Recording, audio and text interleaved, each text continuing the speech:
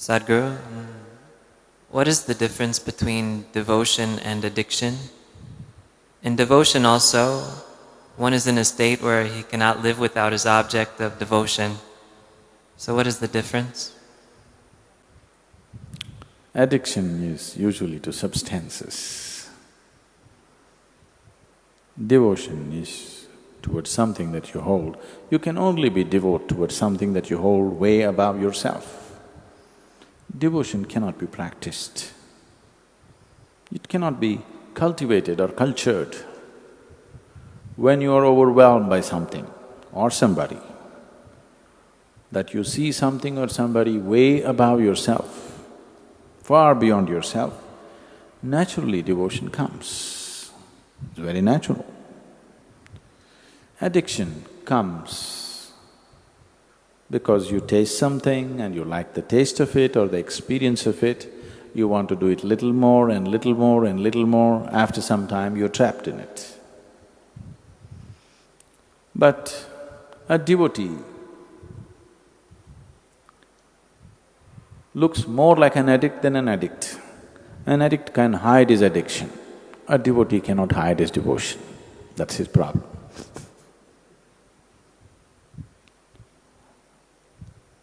Even a drug addict, if he has little bit of control over himself, he can make himself look very normal and deceive the whole world. But a devotee is not capable of that. He just bursts forth anywhere. He cannot hide it.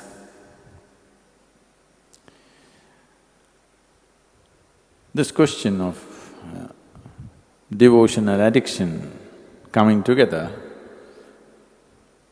they are not two opposites in any way, but they have come together because both of them are sought, or both of them to some extent create some very pleasant or ecstatic experience within the person who is involved in it. People get addicted to something because the experience is strong. Otherwise, who would get… will you get addicted to the neem balls? You got to do it consciously. Every day you have to think, should I do it? You have to decide, okay, let me do it. One more day. You will never get addicted to the neem ball. It's safe. If you do not know the benefits of the neem ball, at least you know it's safe. It doesn't entangle you. So someone is getting addicted to something because it is creating some pleasant experience for them. People get addicted to tobacco, people get addicted to coffee, people get addicted to alcohol, various kinds of drugs, because it's creating some pleasant experience for them. If it caused pain, if it put them off, they wouldn't get addicted to it. So devotion and addiction are only connected on the level of experience, nowhere else. They're not at all. We should not even look at them together. But in terms of experience, yes, they have a common ground. Both of them create an extremely pleasant experience. What devotion means is, your emotions have become sweet, very sweet. A devotee may look like a madman to somebody else.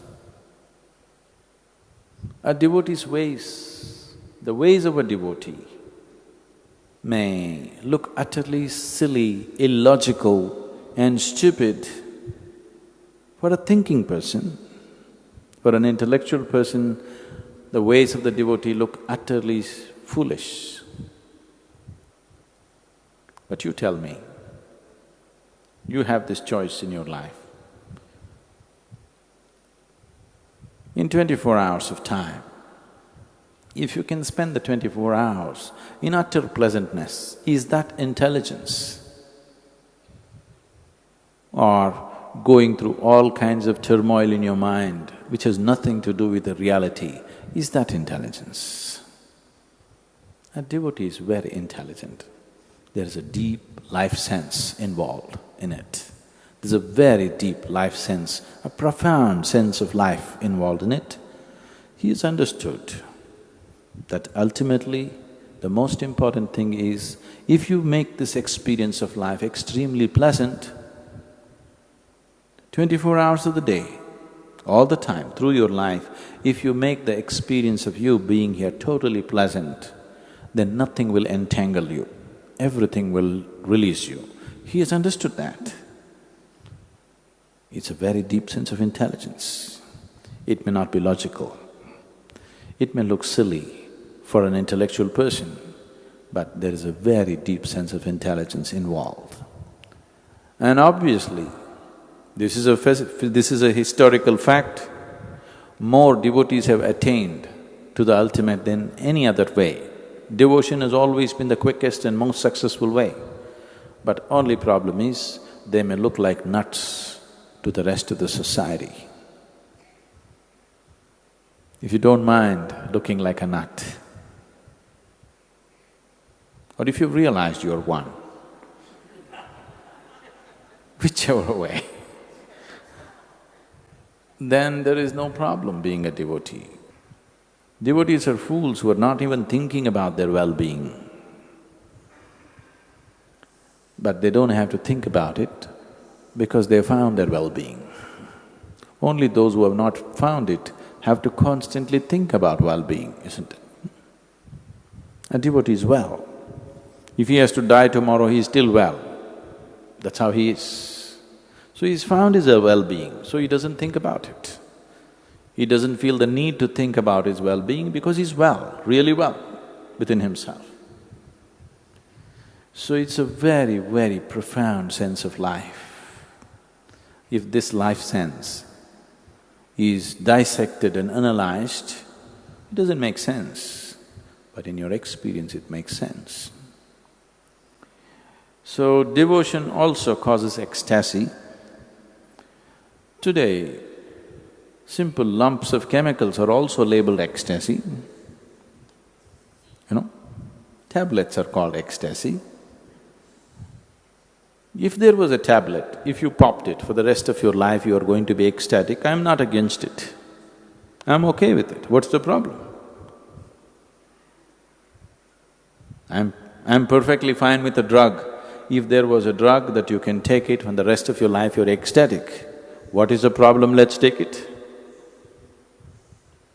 But the problem is, it just gets you on a high for some time and then dumps you in such a bad way.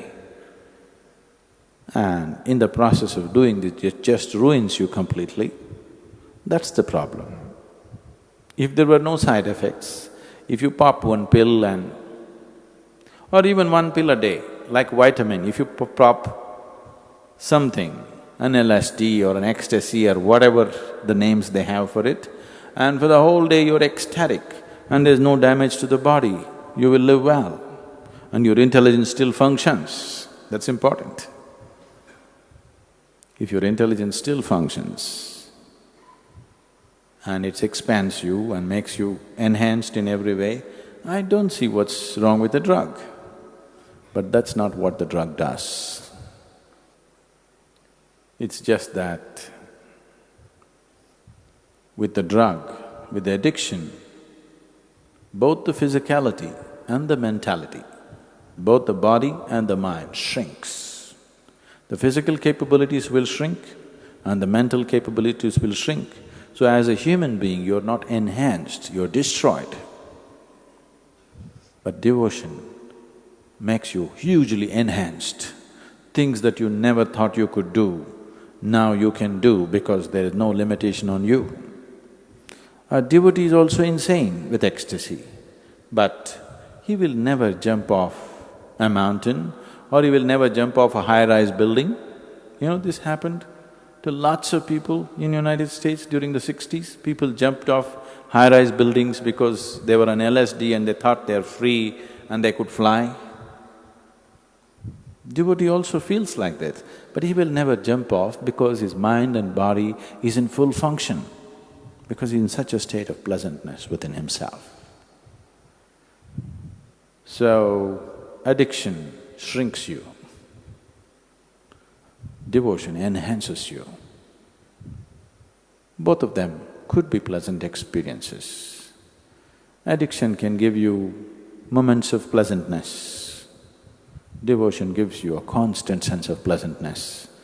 But the most important thing, it enhances you, expands you, makes you all-inclusive.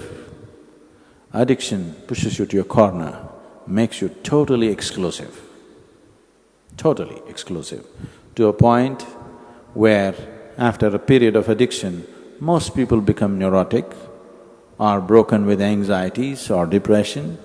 Because the mind is broken, the body is broken. So one enhances you, another destroys you. That's the big difference.